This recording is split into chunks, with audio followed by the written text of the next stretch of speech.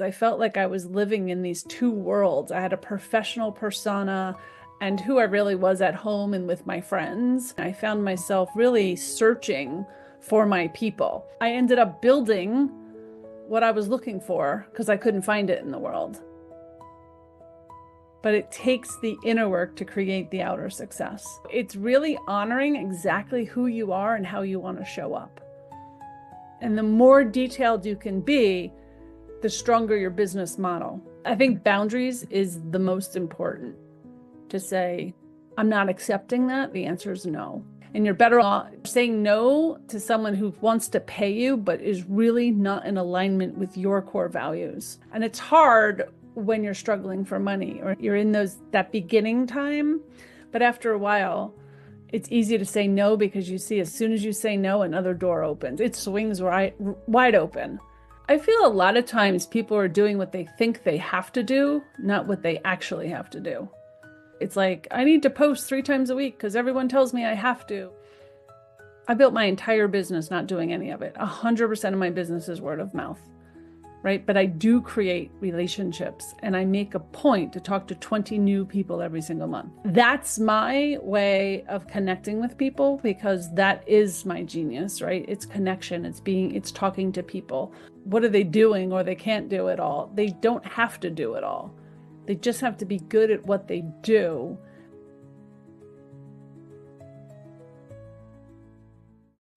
Hey everyone, it's Sophia from Sacred You. Thank you so much for being here. A quick message before we dive into today's conversation. You may have been watching the podcast videos, but have not had a chance to hit that subscribe button. So if you have ever gained value from our videos, from our conversations, it would mean so much to us if you would hit that subscribe button below right now, or even just give us a like. And what that means is not only does it allow us to grow our subscriber base, but it allows us to bring in more important guests for you to listen to. And you will be one of the first ones to be notified. So please hit that subscribe button and let's get started on today's conversation.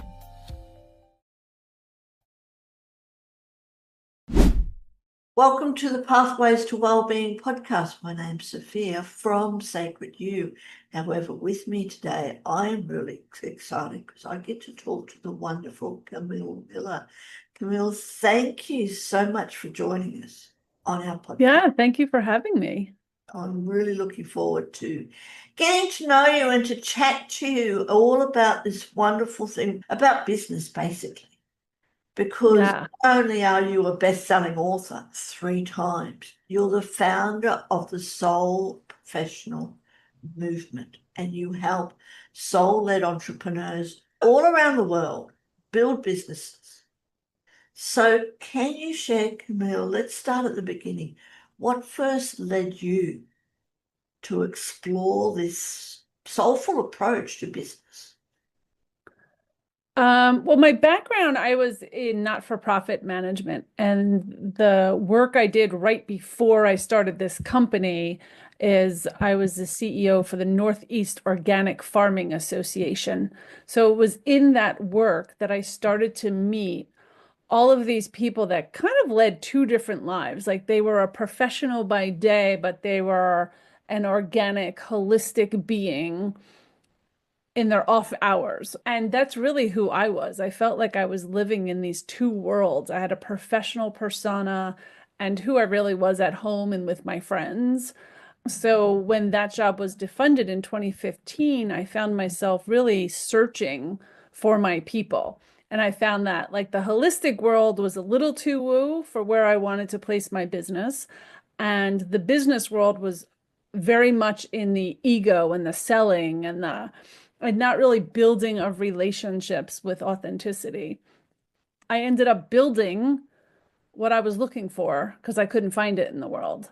So that's actually how it all started. And then over the last decade, I've really just been helping people bring their gifts to the world because that was my mission, is how can I help people really build all businesses authentically and around their purpose, and to build wealth while they do it. Because I really believe that when you build wealth, that's how you can create impact, right? The reason I can do things for free to help people is because I have money coming in other areas. It allows me to make more impact in the world.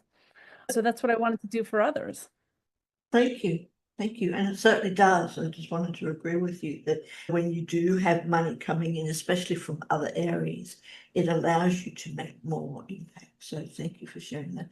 And can I just start, Camille, by really honoring Oh, you thanks. to bringing your passion in the holistic area, but to bring it over into business and to help all the entrepreneurs that are kind of stuck in that space of not knowing where to go, to how Yeah. to really bring their business, their passion, and make it their business too. So thank you. Really, really Oh, good to have it you. is my pleasure. Thank I do believe that when we can help people bring their gifts, the world itself will be a better place. you. Totally. So it's really just looking for that global impact of what everyone else can do in the world. Because when I started this, I didn't think I had any gifts. I really wanted to help all those that did. So it's really been rewarding to see people start these businesses and help so many other people. So I feel like it's the ripple effect in the world. It certainly is. And I've been honored also or privileged to be part of your community too, which I do want to talk about. And you do run a wonderful community which is making a big impact in the world. And those ripple effects, like you said, you don't know who you're talking to. And even if I ever believe, even if you just help one person, you don't know the ripple effect that's going to make. Very, very. Right. So thank you. And why do you think so many entrepreneurs struggle to integrate their deeper calling into their businesses? I think there's many reasons, but the core reason I think is because they don't believe, and it's really a self-worth issue. They don't believe that their gifts make a difference in the world.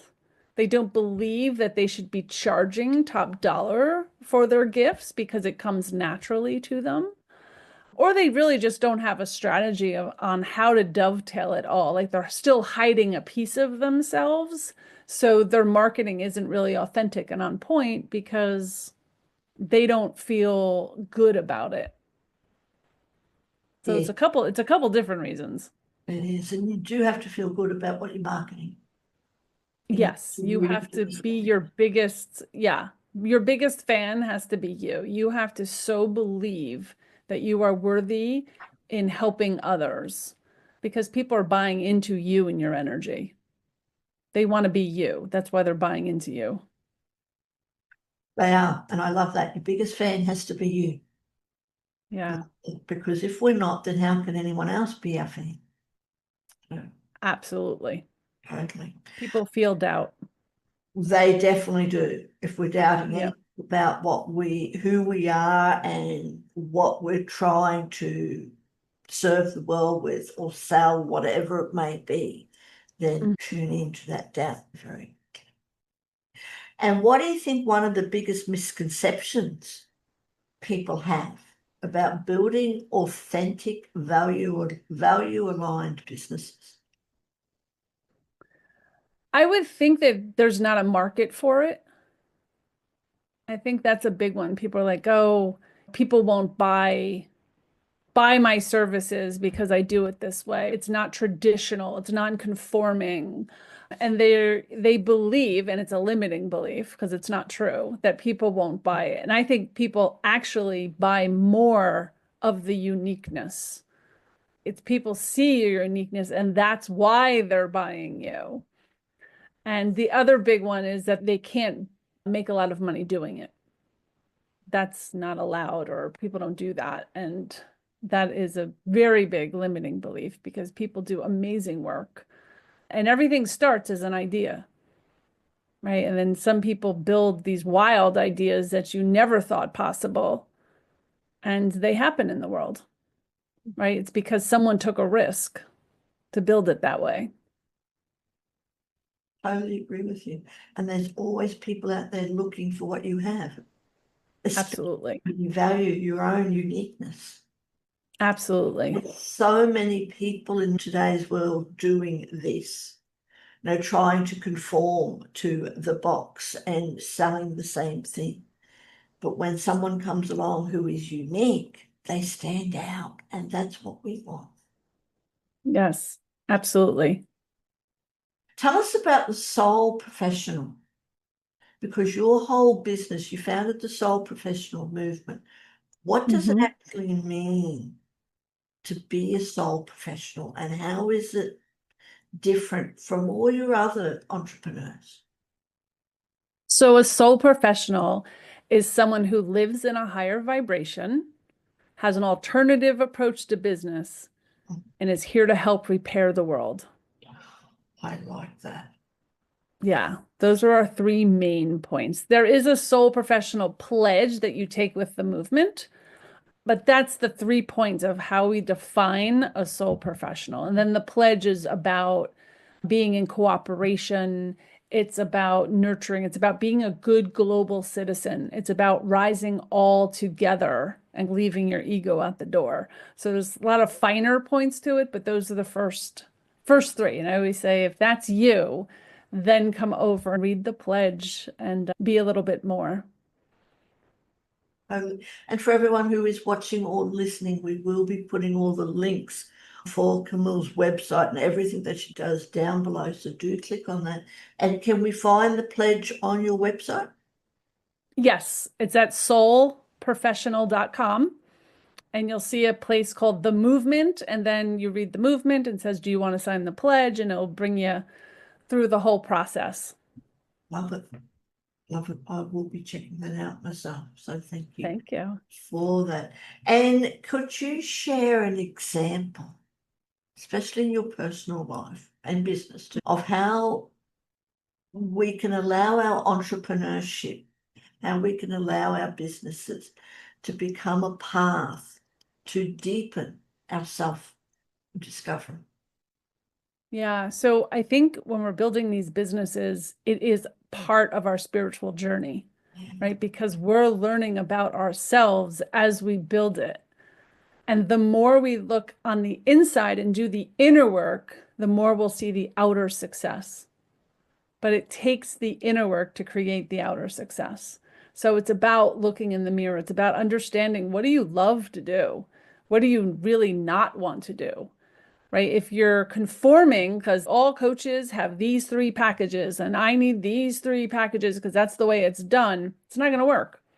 I use a very hybrid model because I've learned over the years what works best for me. I work great in like small cohorts, but I always feel, no matter what I teach, that I need to do one-on-one work. So now I offer a hybrid of, I teach in a cohort, but I meet with you individually to make sure that you're applying what I'm teaching you to your business specifically.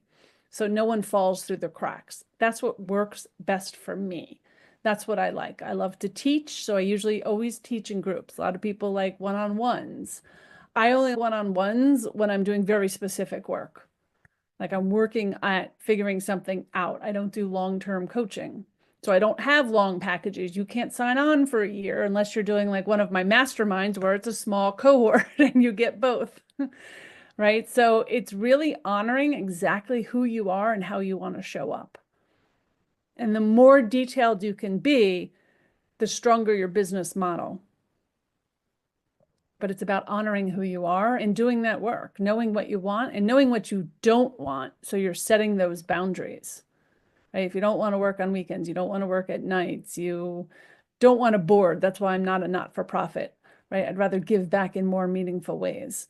Just knowing that as you design your business. And I will also say that allowing yourself to grow and know that each year it'll change, because as you grow, your client grows, right? I'm not the same person I was 10 years ago. I have different client base today too, and different people that follow me, and that's all important. Only is. And I love it how you say to know what you don't want.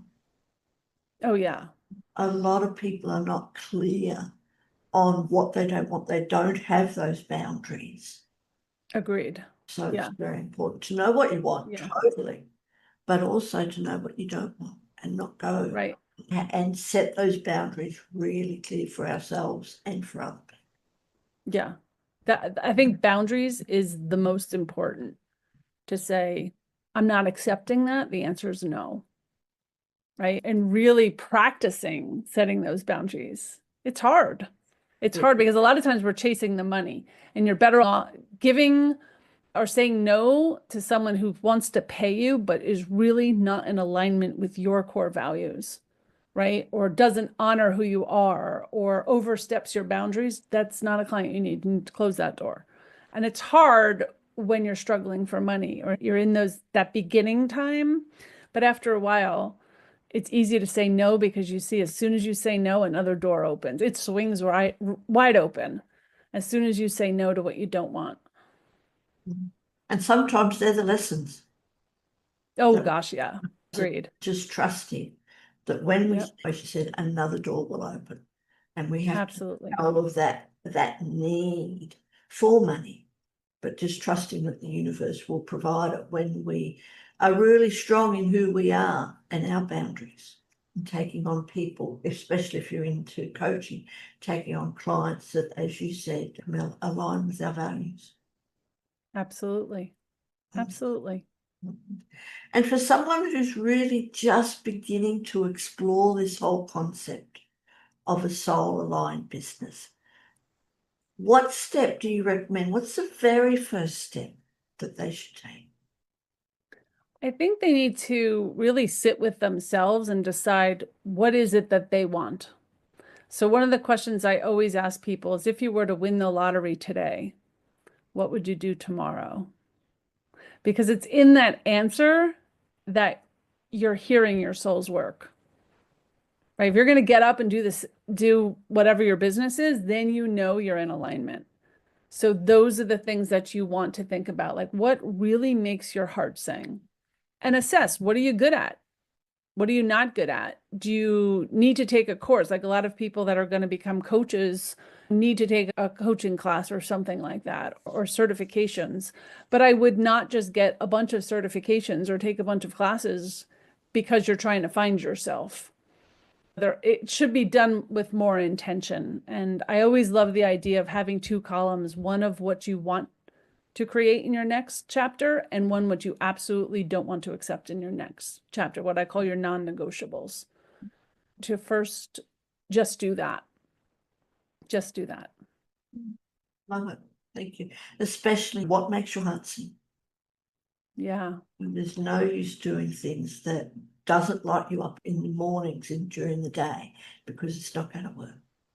So really absolutely. tune in, find out what makes your heart sing. Thank you. And for you, Camille, what are some practices, whether it's daily or weekly, what are some practices that you do to help you stay connected with your soul whilst running all your businesses? I always have a quiet morning with coffee where I don't talk, I don't do work. I just try to sit in stillness, which I will admit is hard for me. But I do love the quiet. But I always watch a Sunday afternoon movie by myself. I love to walk and go to the gym. When I can't figure something out, I don't push or work harder. I actually take a step away from work and go do something else. Like right now, it's summer, and I've decided that for 2 months I will not create. I'm keeping everything the way it is, and I'm just deciding whether I want to continue everything that I'm doing. And I think reevaluating stuff in your business is really smart to see, do you need to let something go? Is there something that's calling your heart and you want to create, but don't create from a place of lack, right? You want to really know what's going. So I give myself a lot of time and grace. I'm actually leaving for Europe at the end of the week, but I don't bring a computer, right? My staff can text me, but that's about it. I can't give them big answers. Like I am not available to work. I don't take calls. There's nothing like I shut down at the end of the day when I'm done working. I'm done working. I don't check my email. I close my office. It's like I go to work and I leave work, right? I stick to hours that make sense for me, but they're not the same every day, right? If I'm not feeling creative, I just don't create that day. Like today I was supposed to make videos. I just don't, I'm not feeling it. So that has to go to move to a different day. Right? So it's really honoring where I am each day. I think that's the most important. I just honor where I am. If I don't feel like working, I don't work. If I need to work, I'll work. But sometimes I have weekends where I'm creating or writing the whole weekend because that's what I'm called to do. So I'm called, but I do want to preface that you need inspired action. Like you can't sit on a couch all day and be like, I'm waiting for it to happen. That's not the way business works, especially in entrepreneurship. But it is allowing that flow to happen, right? If you're not feeling it, it's got to move. I always say if you erase it, you must replace it. So if I'm not creating that video today, it gets moved till tomorrow. It doesn't just drop off till I feel like it, right? It's actually working with the things that have to still get done because I'm still running a business, but just working with them in a way that suits me and feels good. It's working in alignment. I can see that. I can see that, first of all. I can see it within you, your whole energy, whole vibration. And it's not being stressed of doing, I have to do this just for the purpose of doing it. But really, Yeah. again, trusting that everything will happen when it's in alignment, Yep. That's how I feel. when you're really feeling it. Yeah. Yeah, it's amazing when you do that. And what about for someone who's feeling overwhelmed by that idea and by the idea of merging the strategy part, the business part of it, and the spirituality, the alignment part? How can they begin to create more ease and flow when there's so much going on in the world of being an entrepreneur? Yeah. I feel a lot of times people are doing what they think they have to do, not what they actually have to do.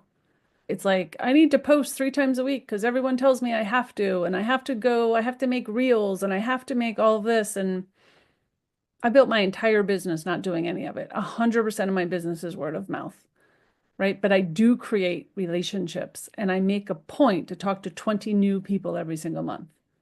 Every single month. I talk to 20 new people. That's not even counting all the follow-ups and client calls and everything else, right? That's my way of connecting with people because that is my genius, right? It's connection, it's talking to people. Everyone needs to, I forgot the question. Everyone needs to figure out what that is for them. And thank you for sharing that. And I also make a point, for me, it's like connecting with one new person a day. It's beautiful. And it's just building that connection. We have Yep. so much, I think, lost or forgotten the art of connecting, the need. I agree. Our wonderful world of technology has brought us closer. You're on the other side of the world. We get to connect with the tech, but it's also taken us away from our true connection. So it's just reaching out and going beyond the devices, using them as a tool to connect with people that you may never meet in person. Agreed. And really establish that relationship before trying to sell. Yeah. I think people are always looking for their end client Yeah. instead of building relationships of people, what I call power partners, people that can refer into you, people that you just need to know in the world, that maybe you'll never be their client and they'll never be yours, but you just need to know in the world. That's what I think is important. And we miss a piece of that. I think that's really important at all aspects of our business. But what I see people doing is they start to get busy and then they stop all the networking and the connection making, right? And then they run out of clients and they're like, what happened? I'm like, you stopped the pipeline of your connections, right? That no matter how successful I am, I still meet 20 people a month, which is almost like you, one person a day if you're working Monday through Friday. It's exactly the same. I'm just having conversations because conversations are important. And I didn't have to have all the social media and all the things. Your original question was what are they doing or they can't do it all. They don't have to do it all. They just have to be good at what they do. And then they create what I call raving fans, your own sales team of people saying how great you are, right? People connect me with everybody. Thank you. Thank you for sharing that. And I'd love to know again for you, Camille, what's one belief that you had to let go of in order to build your business? Ooh, there's probably a lot of them. I would think all the doing, right? Just also what I just said, like I don't have to do it all and I can do things differently. That's some of it. And the inner work. I think the most important part is when I can't figure things out is to step away, not to work harder. It's just to take a break, take a pause. And that's like where I am right now. Just take a pause because I can't figure something out. I'm like, just stop working. It'll come to you. Yeah, that happens so much Yeah. as all the time. When you have a problem, people think that they've got to focus on this problem, got to get this fixed, got to get this fixed, got to figure this out, without realizing that they're not allowing that space Yes. for the answer, for the solution to that problem to arise, because we're so caught up in whatever that problem is. We're not allowing that space. So enjoy your trip to Europe. Thank you. Looking forward Thank to you. hearing about what comes out, what magic, what alignment comes out from it. And again, I'd like to honor you. You're not taking your computer. Oh my God, that is wonderful to hear. Again, especially in the world of being an entrepreneur, just about everyone as entrepreneurs, even when they go away on holidays, stuck to their, hip Nope. is a laptop. Yeah, that's part of what I don't want. I am not attached to my computer. I work hard, but I will set it all up so I can take a week off. Mm. Good. Enjoy. Enjoy. Thank you. Thank you. Tell us about your books. And do you have them there? Do you have some of your Yeah, books they're to... right there, right behind me. It's a trilogy. There's three of them. They all go together. It's called the Ultimate Guide series. And the first one is the Ultimate Guide to Creating a Soul-Aligned Business. That was my first book, all about, what you want, what you don't want, thinking through all of those pieces as you're starting to develop a business. And I go through my story of building the business I have now. The second one is called the Ultimate Guide to Becoming a Soul Professional, which is how are you growing your business? How are you scaling and staying in that feminine energy, that soulfulness as you scale? Because that's hard. A lot of times we flip back into masculine energy because that's what a business is, right? It's the ego, it's the function, it's the process. And the third one is called the Ultimate Guide to Leaving Your Legacy, which is all about creating with intention, because either way you are leaving a legacy. You're leaving it. People are going to remember you for doing something, right? And even in the smallest of circles, we are all leaving a legacy. So why don't we leave one that has a ripple effect in the world? Why don't we do a little more or leave something with more intention?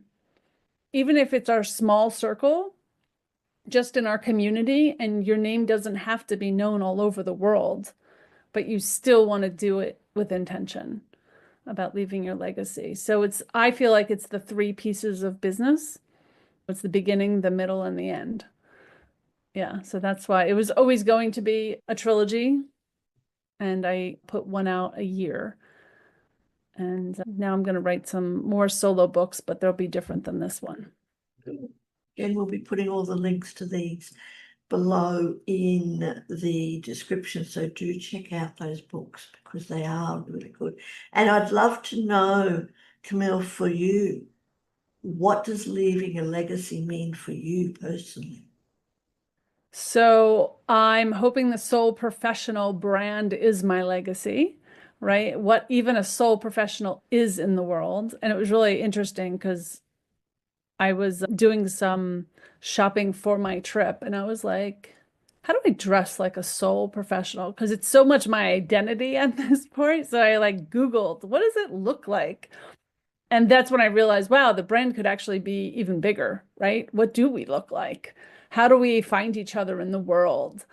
But my legacy is really that brand and having people identify themselves as a soul professional, whatever that looks like, and having the community and the unity and all of that. I believe that my work is a ripple effect because everyone I touch can touch more people. Like I said earlier, the more businesses that come to the world, the more people they're helping in the world. So that's what I look at as being my legacy in the world. Nice. Love it.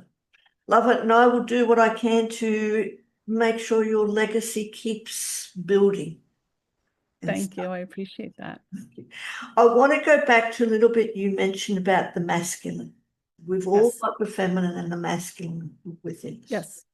A lot of entrepreneurs that I know and experience is out of balance, that the masculine is a lot more stronger than the feminine.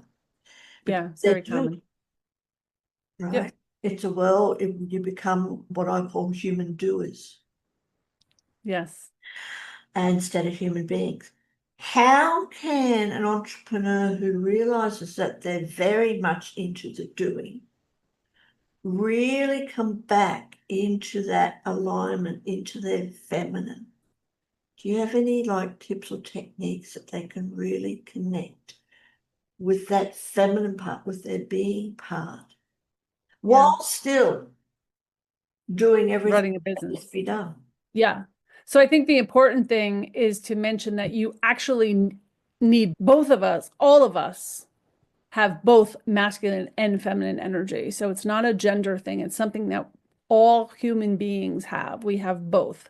It's also can be like the ego and the soul, the doing and the being, right? Those are all masculine and feminine. We need both, and we especially need both in business because business is process, but the relationship is feminine, right? The financial is masculine. The collaboration is feminine. The nurturing is feminine, right? That's all soul. But the ego part, the masculine part, is the financials, the process, the organization, right? All very important. Finance, right? Very masculine. All important in business. I used to be very in my masculine. I came up through the corporate world, very in my masculine. You can ask my kids, they're like, you are not the mom that brought us. But a lot of it came from doing a lot of inner work and bringing that piece out of me and then making the conscious decision of this is how I want to be going forward. Like I want to be more nurturing. I want to hold space for others. I'm a better listener, right, which is more feminine. And I still honor the masculine in me because I'm still a leader, but I lead more from a nurturing side now, right? I've always honored other people and held space for other people, which is my feminine side. So it's really doing the inner work, taking pause. If you're feeling very anxious or excited or overwhelmed, it's probably because your masculine is coming up, right? It's what can I do? I can collaborate. I can hire people to help me, right? That's actually being feminine. You can do things in a different way, but it takes practice. I can't say that enough. You can't just decide one day, I think I'll do this in a feminine way, right? Feminine is receiving, it's asking for help, right? So feminine energy is receiving, which is really hard in business, right? But that's how I also say that all of my business is word of mouth because that allows me to be in my feminine, right? I'm trying to think of something else. It's really just practice, right? Stepping away, honoring your time, honoring whatever your soul is telling you in the moment. Because I always say if one door opens, one door closes, another one will always open. But boy, that hallway's a bitch, right? But it's just honoring that something is going to happen and trusting the process. Trust is really hard, especially when you're an entrepreneur and you can't pay your bills, right? Trusting that it's all going to work out, trusting that that next step will be revealed. It's hard work, but you also have to take inspired action, right? And inspired action is different than the masculine doing, right? There are things that need to be done, but it has to come from a place of inspiration. I always say I inspire people to work with me, right? I don't force convert. I don't have hard conversations and say, oh, this price is for 24 more hours. I don't do that. I inspire you. If you want to work with me, you'll figure it out. And that's great. When you're a hell yes, I'll be here. It's just a different way to acknowledge, and it's so much easier. It is so much easier. Certainly, isn't it? There's no Yes, force. There's none of that forceful energy behind that you have exactly. or you have to do that, or this client or this person has to sign up, whatever it may be, because I know the more we do that, the more we push people away. Because That's exactly it. so it's just Yeah. allowing that Yep. action, as you said, to Yep. come from inspiration. And you know when that happens that it is aligned and it's true. So whatever it is going to work. Right. So The right people show up at the right time. the right You people. can't force it.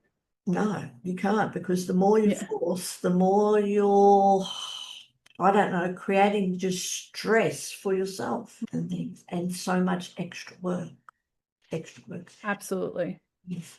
And do you have a grounding practice that you do before you make a big decision? Like when you've got to make a big decision, what actually happens? I get quieter. I actually do less. I usually just don't work. Like I'm in that space right now where I'm making some big decisions about my business.